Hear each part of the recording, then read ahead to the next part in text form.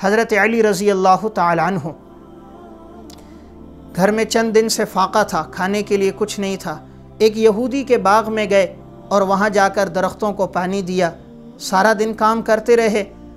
تو دن کے آخر میں اس یہودی نے چند جوں مٹھیاں بھر کر دیں، کہا یہ ساتھ لے جاؤ۔ حضرت علی رضی اللہ تعالیٰ عنہ نے وہ جوں لیں اور گھر لے کر آئے۔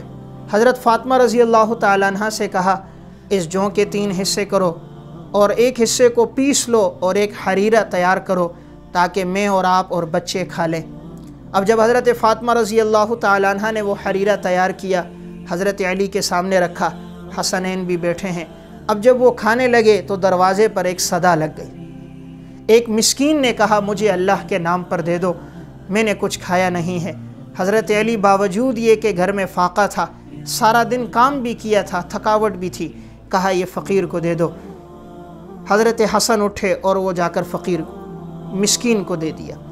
تھوڑی دیر بعد اب حضرت فاطمہ نے جو جوں تھی اس میں کچھ حصہ لیا، اسے پیسا اور ایک حریرہ بنایا، اور جب وہ پک کر آیا سامنے رکھا گیا، کھانے کے لیے جیسے بیٹھے تو ایک یتیم نے صدا لگائی کہ مجھے اللہ کے نام پر دے دو، میں نے چند دن سے کچھ کھایا نہیں ہے۔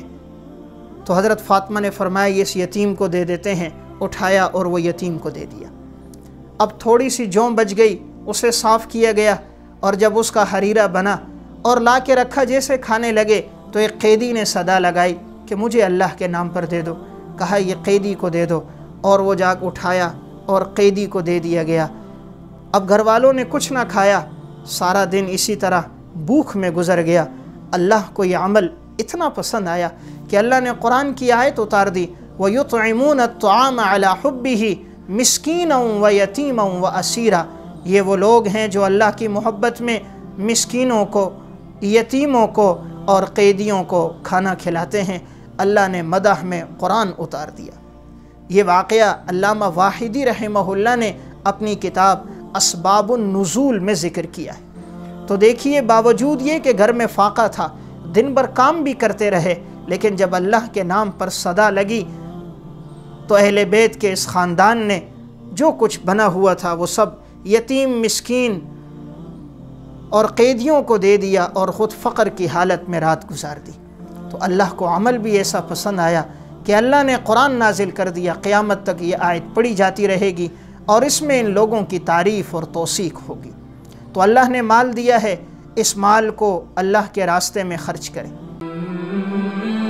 علماء اکرام کے نیو بیانات سننے کے لیے آپ ہمارے فیس بک پیج کو لائک کریں اور ہمارے یوٹیوب چینل کو سبسکرائب کر کے بیل آئیکن پر کلک کیجیے۔